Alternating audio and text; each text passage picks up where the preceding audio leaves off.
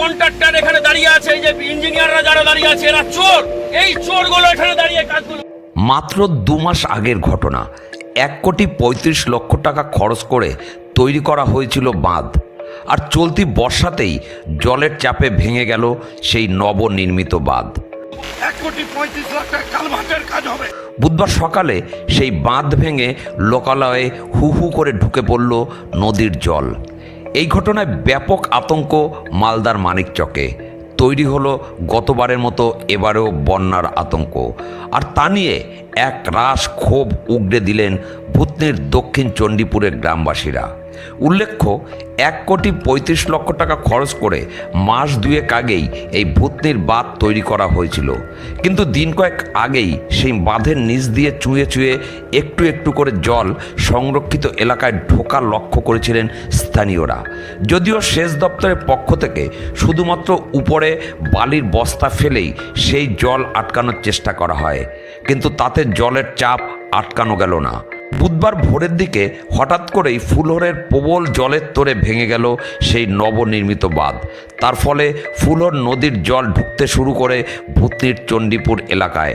তৈরি হয়েছে প্রবল বন্যা পরিস্থিতি।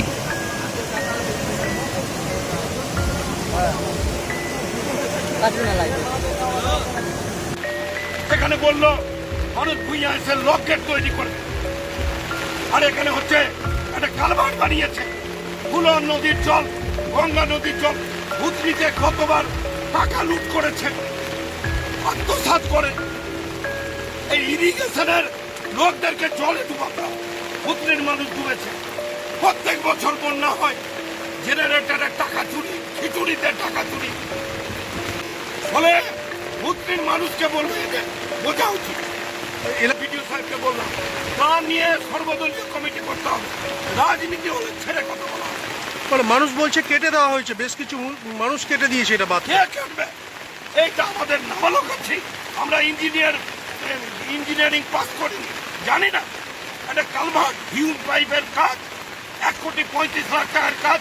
একটা হিউম পাইপ 5,000-এ পাওয়া যায়, তাকে পট্টি দিয়ে আর হচ্ছে কোনো বোল্ডার পিচিং নাই, তাকে রক্ষা করার ব্যবস্থা নাই। এখানকার বিধায়ক দায়ী এবং এখানকার প্রশাসন দায়ী। আবার সেই ভূতনিতে জল বাঁধ ঢুকছেন। লক্ষ লক্ষ টাকার কাজ এটা। এখানে যে কন্ট্রাক্টর এখানে দাঁড়িয়ে আছে, এই যে ইঞ্জিনিয়াররা যারা দাঁড়িয়ে আছে, এরা চোর। এই চোরগুলো এখানে দাঁড়িয়ে কাজগুলো করিয়েছে। আজকে এখানে যে রাস্তায় আজকে হাল হয়েছে, এই চোরদের জন্য হয়েছে। চোররা যে কটা দাঁড়িয়ে আছে গাড়ি নিয়ে, ওয়েস্ট বেঙ্গলের পুলিশের অফিসাররা, এই যে এরা এসছে, ওই মালদা থেকে এসছে আর মানিকচক থেকে, বিভিন্ন জায়গায় ইরিগেশন থেকে এসছে। এরা মেন চোর। এই চোরগুলো আজকে ভূতনিকে শেষ করে দিল। এত এত টাকার কাজ গেল কোথায়? জবাব কাকে দিতে হবে? ভূতনির মানুষ বর্ষার একবার 2বার চলে গেল, ডুবে গেল। আবার ওই রিং বেড়া ওখানে একটা হয়েছে, ওটাও চুরি হয়েছে। ওটাতেও বালির কাজ, এঁটেল মাটির কাজ ছিল, এই ইঞ্জিনিয়াররা চুরি করিয়েছে ওখানে দিয়ে।